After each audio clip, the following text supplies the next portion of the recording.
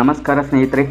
RTE Karnataka 2026-27 ಖಾಸಗಿ ಶಾಲೆಗಳಲ್ಲಿ ಉಚಿತ ಶಿಕ್ಷಣಕ್ಕೆ ಅವಕಾಶವನ್ನು ಕೊಡುವುದಕ್ಕಾಗಿ ಈಗ ಅರ್ಜಿಯನ್ನು ಕರೆದಿದ್ದಾರೆ.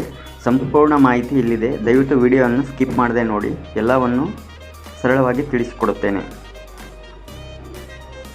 RTE ಕರ್ನಾಟಕ 2026-27 ಪ್ರವೇಶಕ್ಕೆ ಆನ್ಲೈನ್ ಅರ್ಜಿ ಕರೆದಿದ್ದು, ಖಾಸಗಿ ಶಾಲೆಗಳಲ್ಲಿ 25% ಉಚಿತ ಸೀಟುಗಳಿಗೆ ಅರ್ಹತೆ ಮತ್ತು ಅಗತ್ಯ ದಾಖಲೆಗಳ ಸಂಪೂರ್ಣ ವೇಳಾಪಟ್ಟಿ ಮಾಹಿತಿಯನ್ನು ಇಲ್ಲಿ ತಿಳಿಸ್ಕೊಡ್ತಾ ಇದ್ದೀನಿ.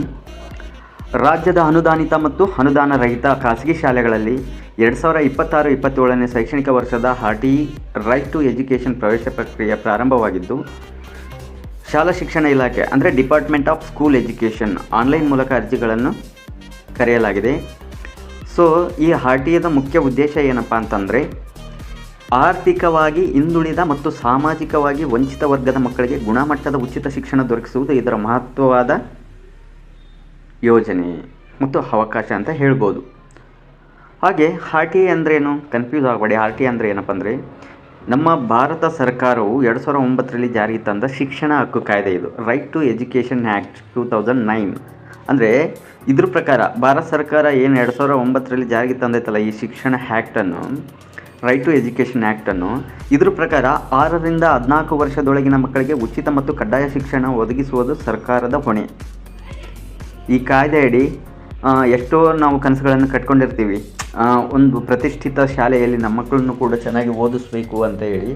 ಸೊ ಅದರಿಂದ ವಂಚಿತರಾಗಿರ್ತೀವಲ್ವ, ಅಂಥವ್ರಿಗೆ ಈ ವಿಡಿಯೋ ತುಂಬ ಉಪಯುಕ್ತವಾಗಲಿದೆ. ಈ ಕಾಯ್ದೆ ಅಡಿ ಖಾಸಗಿ ಶಾಲೆಗಳಲ್ಲಿ 25% ಸೀಟುಗಳನ್ನು ಆರ್ಥಿಕವಾಗಿ ದುರ್ಬಲ ವರ್ಗದ ಮಕ್ಕಳಿಗೆ, ಅಂದರೆ EWS ಅಂದರೆ ಎಕನಾಮಿಕಲಿ ವೀಕರ್ ಸೆಕ್ಷನ್,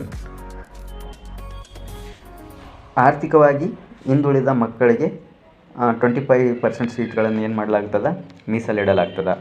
ಉತ್ತಮ ಶಿಕ್ಷಣದ ಸೌಲಭ್ಯಗಳಿರುವ ಖಾಸಗಿ ಶಾಲೆಗಳಲ್ಲಿ ಬಡ ಮಕ್ಕಳಿಗೂ ಕೂಡ ಸಮಾನ ಅವಕಾಶ, ಈಕ್ವಲ್ ಆಪರ್ಚುನಿಟಿ ದೊರಕಿಸಿಕೊಡುವುದು ಈ ಯೋಜನೆಯ ಪ್ರಮುಖ ಮುಖ್ಯ ಉದ್ದೇಶ.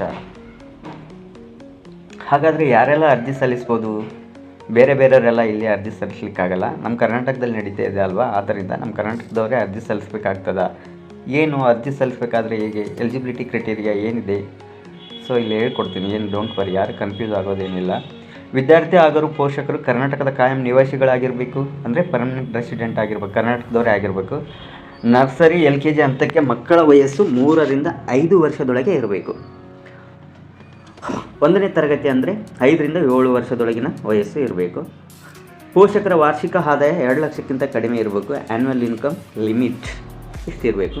ಆಮೇಲೆ ಮೋಸ್ಟ್ ಇಂಪಾರ್ಟೆಂಟ್, BPL ಕಾರ್ಡ್ ಯಾರು ಅಂದಿರ್ತಾರೆ ನೋಡು, ಅಂಥ ಕುಟುಂಬಗಳಿಗೆ ಮುಖ್ಯವಾಗಿ ಆದ್ಯತೆ ಇರತಕ್ಕಂಥದ್ದು. ಸೂಚನೆ ಮರಿಬಾರದು, ವಯಸ್ಸಿನ ಲೆಕ್ಕಾಚಾರವನ್ನು ಸರ್ಕಾರ ಸೂಚಿಸಿರುವ ದಿನಾಂಕದಂತೆ ಪರಿಗಣನೆ ಮಾಡಲಾಗುತ್ತದೆ. ಅರ್ಜಿ ಸಲ್ಲಿಸಬೇಕಾದ್ರೆ ಅಗತ್ಯವಾಗಿರ್ತಕ್ಕಂಥ ದಾಖಲೆಗಳು ಯಾವ್ಯಾವ ಇರಬೇಕಪ್ಪ? ವಿದ್ಯಾರ್ಥಿ ಆಧಾರ್ ಕಾರ್ಡ್ ಇರಬೇಕು, ಪಾಸ್ಪೋರ್ಟ್ ಅಳತೆ ಫೋಟೋ ಇರಬೇಕು, ಜಾತಿ ಮತ್ತು ಆದಾಯ ಪ್ರಮಾಣ ಪತ್ರ ಇರಬೇಕು, ಜನನ ಪ್ರಮಾಣ ಪತ್ರ ಇರಬೇಕು. ಆಮ್ಯಾಗ ರೆಸಿಡೆನ್ಸ್ ಪ್ರೂಫ್ ಅಂದರೆ ನಿವಾಸ ಪ್ರಮಾಣ ಪತ್ರ, ಎಲ್ಲಿ ನೀವು ವಾಸ ಮಾಡ್ತಿದ್ದೀರೋ ಅಲ್ಲಿನ ವಾಸಸ್ಥಳ ಪ್ರಮಾಣ ಪತ್ರ ಕೂಡ ಇರಬೇಕಾಗ್ತದೆ, ಜೊತೆಗೆ ರೇಷನ್ ಕಾರ್ಡು.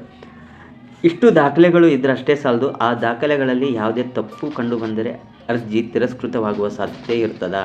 ಆದ್ದರಿಂದ ಸರಿಯಾದ ಮಾಹಿತಿ ನಮೂದಿಸುವುದು ಬಹಳ ಮುಖ್ಯ. ಆದ್ದರಿಂದ ಅದರಲ್ಲಿರ್ತಕ್ಕಂಥ ತಪ್ಪುಗಳನ್ನು ಸರಿಪಡಿಸಿಕೊಂಡು ಅರ್ಜಿಯನ್ನು ಸಲ್ಲಿಸಿ ಅಂತ ಹೇಳ್ತಾ, ಇನ್ನು ಅರ್ಜಿ ಸಲ್ಲಿಸುವ ವಿಧಾನ ಹೇಗೆ? ಅರ್ಜಿ ಸಲ್ಲಿಸಬೇಕಾದ್ರೆ ನಿಮಗೆ ಹತ್ರ ಇರ್ತಕ್ಕಂಥ ಯಾವುದಾದ್ರೂ ಸೈಬರ್ ಸೆಂಟರ್ಗೆ ಹೋಗಿ, ಯಾವುದಾದ್ರೂ ಕಂಪ್ಯೂಟರ್ ಸೆಂಟ್ರಿಗೆ ಹೋಗಿ, ಅಲ್ಲಿ ಶಾಲಾ ಶಿಕ್ಷಣ ಇಲಾಖೆಯ ಅಧಿಕೃತ ಜಾಲತಾಣಕ್ಕೆ ಆಫೀಸಿಯಲ್ ವೆಬ್ಸೈಟ್ಗೆ ಭೇಟಿ ನೀಡಿ RTE ಅಡ್ಮಿಷನ್ ಅಪ್ಲಿಕೇಶನ್ ಲಿಂಕ್ ಮೇಲೆ ಕ್ಲಿಕ್ ಮಾಡಿ, ವಿದ್ಯಾರ್ಥಿ ವೈಯಕ್ತಿಕ ಮಾಹಿತಿ, ಡೀಟೇಲ್ಸ್ ಮತ್ತು ಪೋಷಕರ ವಿವರಗಳನ್ನು ಭರ್ತಿ ಮಾಡಿ, ನಂತರ ಅಗತ್ಯ ದಾಖಲೆಗಳನ್ನು ಅಪ್ಲೋಡ್ ಮಾಡಲಾಗುವುದು. ನಮೂದಿಸಿದ ಮಾಹಿತಿಯನ್ನು ಮತ್ತೊಮ್ಮೆ ಪರಿಶೀಲಿಸಿ ಸಬ್ಮಿಟ್ ಬಟನ್ ಒತ್ತಿ ಅರ್ಜಿಯನ್ನು ಸಲ್ಲಿಸಿ ಅರ್ಜಿ ಸ್ವೀಕೃತಿ ರಸೀದಿಯನ್ನು ನಿಮ್ಮ ಹತ್ರ ಡೌನ್ಲೋಡ್ ಮಾಡಿ ಇಟ್ಕೊಳ್ಳುವಂಥದ್ದು. ಆಯ್ಕೆ ವಿಧಾನ ಹೇಗಿರ್ತದ, ನಮ್ಮ ಮಕ್ಕಳನ್ನ ಹೆಂಗೆ ಆಯ್ಕೆ ಮಾಡಿಬಿಡ್ತಾರ ಅಂತ ಕನ್ಫ್ಯೂಷನಲ್ಲಿ ಇರ್ತೀರಿ. ಡೋಂಟ್ ವರಿ, ಆಯ್ಕೆ ವಿಧಾನ ಹೇಗಿರುತ್ತಪ್ಪ ಅಂದರೆ, ಅರ್ಜಿ ಸಲ್ಲಿಕೆ ನಂತರ ಇಲಾಖೆಯ ಅಧಿಕಾರಿಗಳು ದಾಖಲೆ ಏನು ಮಾಡ್ತಾರೆ, ಪರಿಶೀಲನೆ ಮಾಡ್ತಾರೆ, ವೆರಿಫಿಕೇಷನ್ ಮಾಡ್ತಾರೆ. ಅರ್ಹ ವಿದ್ಯಾರ್ಥಿಗಳ ತಾತ್ಕಾಲಿಕ ಪಟ್ಟಿಯನ್ನು ಅಂದರೆ ಪ್ರೊವಿಷನಲ್ ಲೀಸ್ಟನ್ನು ಪ್ರಕಟಣೆ ಮಾಡ್ತಾರೆ. ಹೆಚ್ಚು ಅರ್ಜಿಗಳು ಬಂದರೆ ಲಾಟ್ರಿ ವಿಧಾನ ಮೂಲಕ ಆಯ್ಕೆ ನಡೆಸ್ತಾರೆ. ಹೆಚ್ಚು ಅರ್ಜಿಗಳು ಏನಾದರೂ ಬಂತು ಅಂದರೆ ಲಾಟ್ರಿ ವಿಧಾನದ ಮೂಲಕ ಏನು ಮಾಡಲಾಗ್ತದೆ, ಆಯ್ಕೆ ಮಾಡಲಾಗ್ತದೆ. ಆಯ್ಕೆಯ ವಿದ್ಯಾರ್ಥಿಗಳು ಪೋಷಕರು ನಿಗದಿತ ಅವಧಿಯಲ್ಲಿ ಶಾಲೆಯಲ್ಲಿ ಪ್ರವೇಶ ಪಡೆಯಬೇಕು. ಲಾಟ್ರಿ ಪ್ರಕ್ರಿಯೆ ಸಂಪೂರ್ಣ ಮತ್ತು ಪಾರದರ್ಶಕ ರೀತಿಯಲ್ಲಿ ನಡೆಯುತ್ತದೆ. ಯಾವುದೇ ರೀತಿಯ ಡೌಟ್ ಬೇಡ. ಸೊ ಹೌದು, ಇಷ್ಟೆಲ್ಲ ಹೇಳಿದ್ರಿ. ಮತ್ತು ಕರ್ನಾಟಕದ ಅಧಿಕೃತ ವೇಳಾಪಟ್ಟಿ ಏನು ಅಂತ ನಿಮ್ಮ ಮೈಂಡಲ್ಲಿ ಬಂದಿರುತ್ತೆ. ಸೊ ಅದನ್ನು ಕೂಡ ಆಫೀಸಿಯಲ್ ಶೆಡ್ಯೂಲ್ ಕೂಡ ಹೇಳ್ಕೊಟ್ಬಿಡ್ತೀನಿ, ಕೇಳಿ. ತಾತ್ಕಾಲಿಕ ಶಾಲಾ ಪಟ್ಟಿ ಪ್ರಕಟಣೆ 12/2/2026. ನೀವು ಆಕ್ಷೇಪಣೆ ಸಲ್ಲಿಕೆ ಕೊನೆಯ ದಿನಾಂಕ ಯಾವುದಪ್ಪ ಅಂದರೆ 16/2/2026. ಅಂತಿಮ ಶಾಲಾ ಪಟ್ಟಿ ಪ್ರಕಟಣೆ 18/2/2026. ಪರಿಶೀಲನೆ ಅವಧಿ 20/2/2026ರಿಂದ 21/2/2026. ಆನ್ಲೈನ್ ಅರ್ಜಿ ಪ್ರಾರಂಭ ಯಾವಾಗ? ಇದನ್ನು ನೆನ್ಪಿಟ್ಕೋರಿ, 24/2/2026. ಅರ್ಜಿ ಕೊನೆಯ ದಿನಾಂಕ 24/3/2026. ದಾಖಲೆ ಪರಿಶೀಲನೆ 25/2/2026ರಿಂದ 25/3/2026. ಲಾಟ್ರಿ ಫಲಿತಾಂಶ ಪ್ರಕಟಣೆ ಯಾವಾಗ ಮಾಡ್ತಪ್ಪ ಅಂದರೆ 27/3/2026. ಮೊದಲನೇ ಹಂತದಲ್ಲಿ ಪ್ರಥಮ ಸೀಟ್ ಹಂಚಿಕೆ ಅಂತೇಳಿ ಫಸ್ಟ್ ಅಲಾಟ್ಮೆಂಟ್ 2/4/2026. ಪ್ರವೇಶ ಅವಧಿ 4/4/2026ರಿಂದ 21/4/2026. ದ್ವಿತೀಯ ಸೀಟ್ ಹಂಚಿಕೆ ಅಂದರೆ ಸೆಕೆಂಡ್ ಅಲಾಟ್ಮೆಂಟ್ 27/4/2026. ಅಂತಿಮ ಪ್ರವೇಶ ಕೊನೆಯ ದಿನಾಂಕ 9/5/2026. ಪೋಷಕರಿಗೆ ಪ್ರಮುಖ ಸಲಹೆಗಳನ್ನು ನೀಡುವುದೇನೆಂದರೆ, ಅರ್ಜಿ ಕೊನೆಯ ದಿನಾಂಕದವರೆಗೆ ಕಾಯದೆ ಮುಂಚಿತವಾಗಿ ಅರ್ಜಿ ಸಲ್ಲಿಸಿ. ದಾಖಲೆಗಳ ವಿವರಗಳು ಸರಿಯಾಗಿವೆ ಇಲ್ಲ ಎಂಬುದನ್ನು ಖಚಿತಪಡಿಸಿಕೊಂಡು ಲಾಟ್ರಿ ಫಲಿತಾಂಶ ಪ್ರಕಟಣೆ ದಿನಾಂಕ ಗಮನದಲ್ಲಿಟ್ಟುಕೊಳ್ಳಿ. ಆಯ್ಕೆಯಾದಲ್ಲಿ ಸಮಯ ಮಿತಿಯೊಳಗೆ ಪ್ರವೇಶ ಪ್ರಕ್ರಿಯೆ ಪೂರ್ಣಗೊಳಿಸಿ. RT ಸೀಟ್ಗಳು ಬಡ ಮತ್ತು ಆರ್ಥಿಕವಾಗಿ ಹಿಂದುಳಿದ ಕುಟುಂಬಗಳ ಮಕ್ಕಳಿಗೆ ಗುಣಮಟ್ಟದ ಶಿಕ್ಷಣದ ದ್ವಾರವನ್ನು ತೆರೆಸುವ ಮಹತ್ವದ ಯೋಜನೆ ಇದಾಗಿದೆ.